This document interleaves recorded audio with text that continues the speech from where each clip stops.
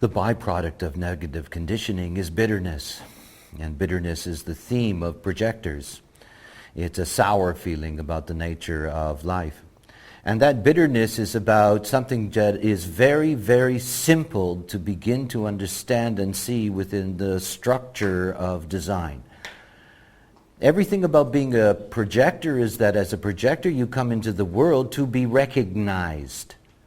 You come into the world to be recognized. No other type has that advantage. Projectors always stick out. Now often they stick out as potential slaves or as potential super slaves. You know, the projector that goes in, for a job interview, and the boss happens to be an energy type, that projector is going to appear to have much more energy. They are going to end up being recognized for something that they're not. And in that will come bitterness and failure.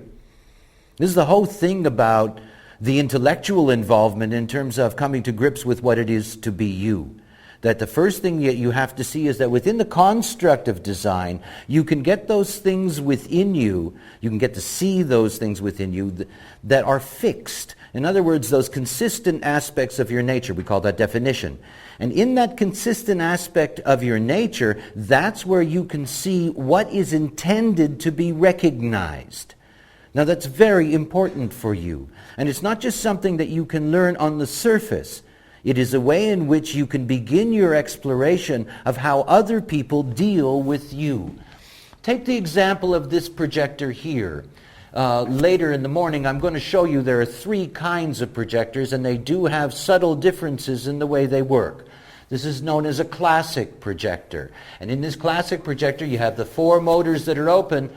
You've got connection down to the spleen and up to the mind. This channel on the outside here, this is the channel of talent. This is a logical gift of being able to perfect things. It's all about experimenting with things and perfecting them. And here, this channel in the middle, this channel going up to the Ajna center of the mind, this is about an individual and unique mind. So this is a talented mind. This is who this person is. By the way, it's Virginia Woolf. This is a talented mind, and time has shown us that's true. Okay, but think about her life. Think about somebody in her life who has a strong ego.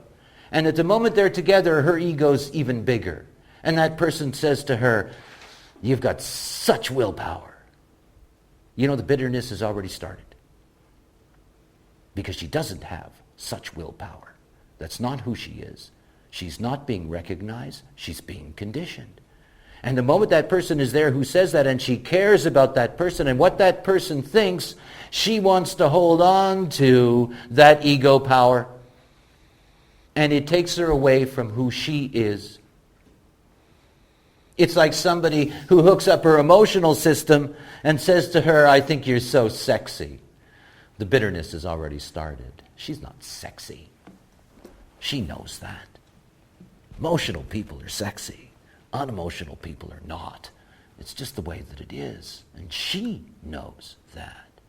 Now think about it. Think about you.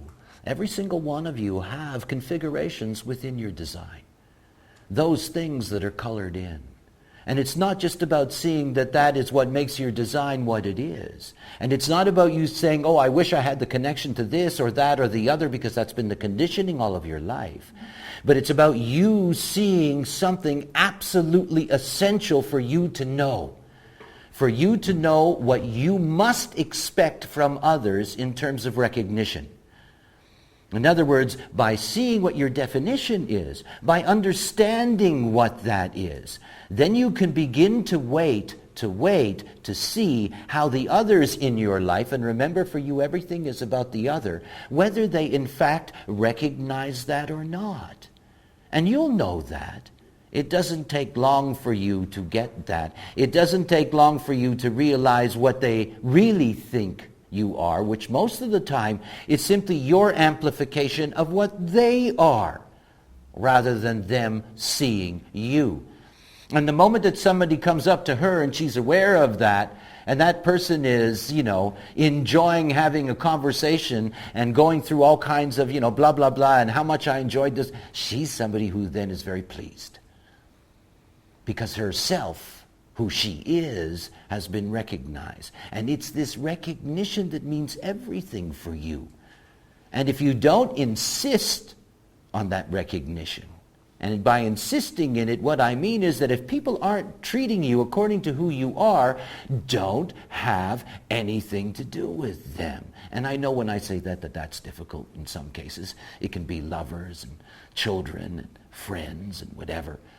And obviously none of those things are going to be cut completely, but they can be transformed. You have to insist on being recognized for who you are. And it begins with understanding what your definition is, because only then can you see what is attracting others, what's genuinely attracting others, and when they're attracted to those themes, how productive you can be then. Because they're not projecting on you that you're a generator, and they're not projecting on you that you're a manifester. They're not calling on your negative conditioning. They're recognizing you. And that relationship is a different relationship.